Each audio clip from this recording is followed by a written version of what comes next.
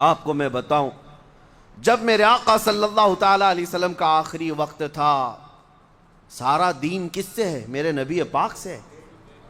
وہ جو نہ ہو تو کچھ نہ ہو، حضور پاک صلی اللہ تعالیٰ علیہ وسلم سے سارا دین ہے۔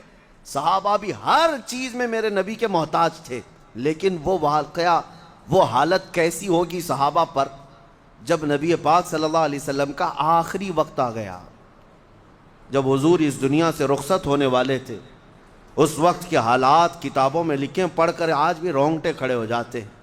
بے انتہا محبت کرنے والے صحابہ جب حضور کو اخیر وقت میں علالت میں دیکھے، حضور مسجد میں نہیں تشریف لا رہے نماز پڑھانے کے لیے، اتنی طبیعت میں علالت، نبی پاک صلی اللہ تعالیٰ علیہ وسلم کا آخری وقت جب آیا، جانتے ہیں جب روح حضور کی قبض کر لی گئی، ماں عائشہ صدیقہ کے حجرے میں تھے، سب سے پہلے جو حجرے میں داخل ہوئے حضرت ابوبکر صدیقہ ہے۔ آتے ہی نبی پاک صلی اللہ تعالیٰ علیہ وسلم کی پیشانی اقدس کو بوسہ دیا اور اس کے بعد کھڑے ہو گئے۔ حضرت عائشہ کہتی ہیں اس وقت تک تو مجھے پتہ نہیں تھا کہ رسول پاک صلی اللہ علیہ وسلم دنیا سے رخصت ہو چکے۔ حضرت ابوبکر صدیق غم کے عالم میں اندر تھے، لیکن اس وقت صدیق اکبر کا دل اور سینہ کتنا مضبوط ہوگا جو ایک لمحہ دیدار رسول سے غافل نہیں ہوتے۔ انہوں نے یہ کہا، یا رسول اللہ، جو ہونا تھا اللہ کا وعدہ ایک بار ہو چکا، اب اللہ دوسری موت کبھی آپ پر نہیں لائے گا، دوسری موت تو اب نہیں آئے گی، جو موت کا درد تھا وہ آ کر چلا گیا۔ یہ کہہ کر کے حجرے سے باہر نکلے، اعلان کر دیا، اے صحابہ، اللہ کے نبی ہم سے رخصت ہو چکے۔ وہ اپنے رفیق اعلیٰ کے پاس چلے گئے۔ یہ وقت کیسا ہے، سب کے سب ٹھنڈے پڑ جائیں گے۔ جس پر سارا معاملہ ڈیپینڈ ہو وہ تھوڑا ہٹ جائے تو حالات کیا ہوتے ہیں پتہ ہے؟ یہاں ہم چھوٹی موٹی چیزیں دیکھتے ہیں، کسی ایک تنظیم کا صدر ہے، کسی ایک کمیٹی کا چیف ہے، اس کے ادھر ادھر ہونے سے پوری کمیٹی پر فرق پڑتا ہے۔ یہ تو پورے دین کا نظام تھا۔ جب رسول پاک صلی اللہ تعالیٰ علیہ وسلم نے اپنی آنکھیں بند کر لی تو صحابہ پر کیا حالتیں تھی؟ جیسی اعلان ہوا سب ساکت و جامد تھے صحابہ، ان کے عشق کا مقام تھا، محبت کا تقاضا بھی تھا۔ حضرت عثمان غنی تو ایسے لگتے جیسے پتھر ہے، ان کو کوئی چونٹی کاٹے، کوئی ہاتھ مارے تو ہلتے تک نہیں تھے۔ کچھ صحابہ دیوار سے چپکے کھڑے تھے آسمانوں پر دیکھتے ہوئے۔ حضرت عمر کی کیفیت یہ تھی کہ تلوار نکال کر مدینے میں گھومتے تھے، خبردار کسی نے کہہ دیا کہ میرے نبی کا انتقال ہوا، میں اس کی گردن مار دوں گا۔ میرے رسول اللہ کی بارگاہ میں گئے، وہ آئیں گے، یہ ان کی محبت کا تقاضا تھا۔ سب الگ الگ انداز میں تھے، یہاں تک کہ حدیثوں میں موجود ہے مدینہ اتنا کبھی نہیں رویا جتنا اس وقت رسول پاک صلی اللہ علیہ وسلم کی آنکھیں بند ہوئی۔ اور صحابہ نے یہ بھی لکھا ہے، اس دن سے زیادہ روشن کوئی دن ہی نہیں آیا مدینے میں جب میرے آقا صلی اللہ علیہ وسلم ثنیۃ الوداع کی گھاٹی سے مدینے میں آ رہے تھے۔ اس سے روشن دن کبھی مدینے میں آیا نہیں، اور مدینے والے کہتے ہیں اس سے زیادہ اندھیرا کسی دن آیا ہی نہیں جس دن میرے آقا نے مدینے کو رخصت کیا، دنیا سے رخصتی لے لی۔ اس سے زیادہ اندھیرا ہماری زندگی میں آیا ہی نہیں۔ اب سوچو دین کا نظام چلنا کیسے ہے۔ حضور پردہ فرما چکے، صحابہ کھڑے ہیں۔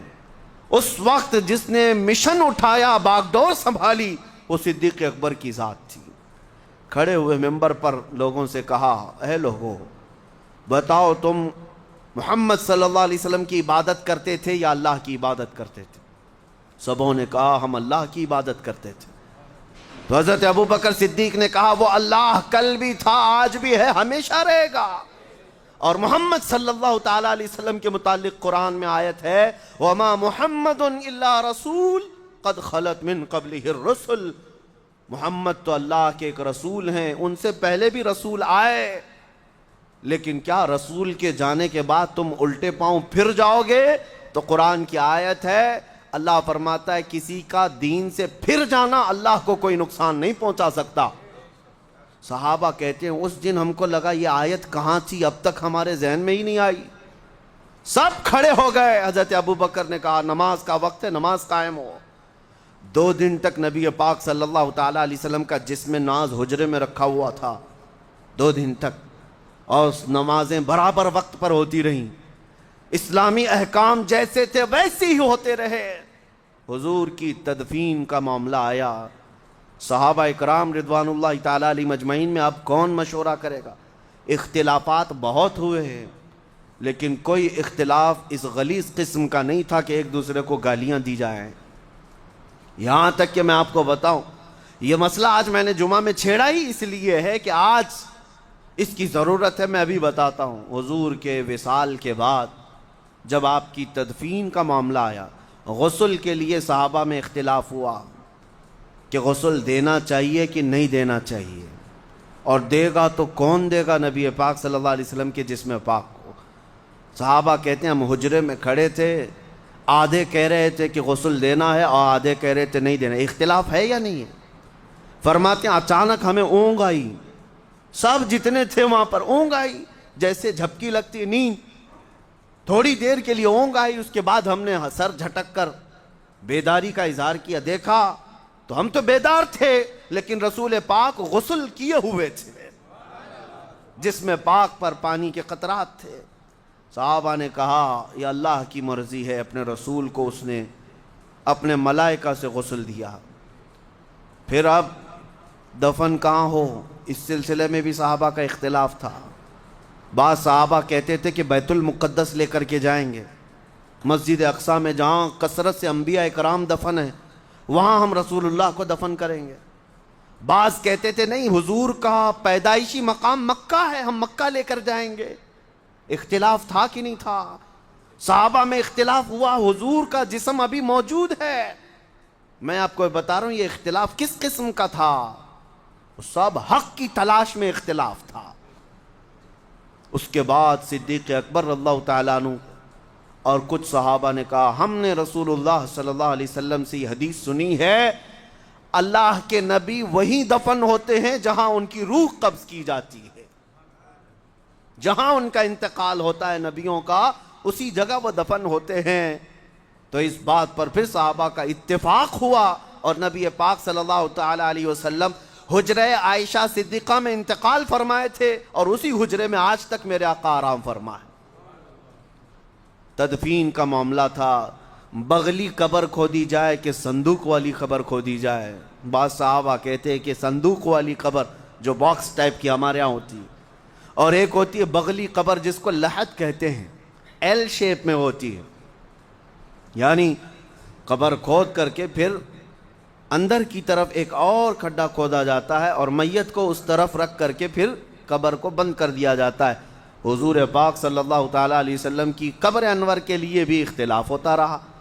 پھر صحابہ نے کہا نبی پاک صلی اللہ تعالیٰ علیہ وسلم نے اپنی زندگی میں اس کا اظہار فرمایا تھا کہ بغلی قبر اچھی ہوتی ہے, مجھے پسند ہے. پھر بغلی قبر کھودی گئی. ہر چیز کا اختلاف رسول پاک کی حدیث پر جا کر ختم ہو جاتا تھا. اب میں آپ کو بتاؤں اس کے بعد دین کا نظام کون چلایا. حضور اکرم صلی اللہ تعالیٰ علیہ وسلم اس دنیا ظاہری سے پردہ فرما چکے, وہ اپنی قبر انور میں گئے تو دین کا نظام کیا ٹھپ پڑ گیا, ختم ہو گیا؟ سب نمازیں بند, اذانیں بند نہیں, کچھ تو منکرین ہوئے بھی, لیکن جہاد کر کے صدیق اکبر نے ہر ایک کا قلعہ ختم کیا اور میرے مصطفیٰ کے دین کو لے کر آگے بڑھتے رہے. اتنا آگے بڑھتے رہے, اتنا آگے بڑھتے رہے کہ صحابہ کی زندگی میں ہی اسلام پوری کائنات میں روشنی کے طور پر پھیل چکا تھا. اس کی سرحدیں نہیں تھی. صحابہ کہاں کہاں تک جاتے تھے. مصر فتح ہوا, عراق فتح ہوا, یمن فتح ہوا, فلسطین فتح ہوا, یورپ میں اسلام چلا گیا, لیکن پھر بھی ان کی سیمائیں نہیں تھی, سرحدیں نہیں تھی. آپ کو بتاؤں 1400 سال پہلے صحابہ کا حال یہ, عقبہ بن نافع عمرو بن عاص کے ساتھ مصر فتح کرنے والے گورنر ہیں, وہ سپہ سالار ہیں. عقبہ بن نافع یہ جرنیل ایک دن گھوڑا لے کر رات کے وقت اندھیرے میں نکل پڑے, چند ساتھی بھی پیچھے آئے. 14ویں کا چاند طلوع ہے, 1400 سال پہلے کی بات کر رہا ہوں. 14ویں کا چاند طلوع ہے, عقبہ بن نافع گھوڑے کو ایڑ لگاتے اور اچھال دیتے تھے، گھوڑا اچھلتا تھا پھر نیچے آتا تھا، اچھلتا تھا پھر نیچے آتا تھا۔ کوئی کھیل ہے، کوئی کرتب ہے، کوئی تماشا ہے؟ ساتھیوں نے پوچھا عقبہ بن نافع سے، کیا کر رہے ہو آپ؟ گھوڑے کو ایڑ لگاتے ہو، گھوڑا اچھلتا ہے پھر آتا ہے۔ عقبہ بن نافع کہتے ہیں سارے علاقے فتح کرتے کرتے چلے گئے، میری خواہش یہ ہے کہ کاش میرا گھوڑا چھلانگ لگا کر چاند پر جاتا، میں وہاں پر میرے مصطفیٰ کا جھنڈا لہرا کر آتا۔ ان کی سیمائیں نہیں تھی، ان کی سرحدیں نہیں تھی، اسلام کے لیے وہ اتنے مخلص تھے کہ انہوں نے بیابانوں کو، جنگلوں کو، صحراؤں کو سب طے کر لیا۔ اور آج کا کم ظرف انسان ان صحابہ کے بارے میں اگر انگلی اٹھاتا ہے، اس سے بڑا بدبخت کون ہے؟ اس سے بڑا ہرما نصیب کون ہے؟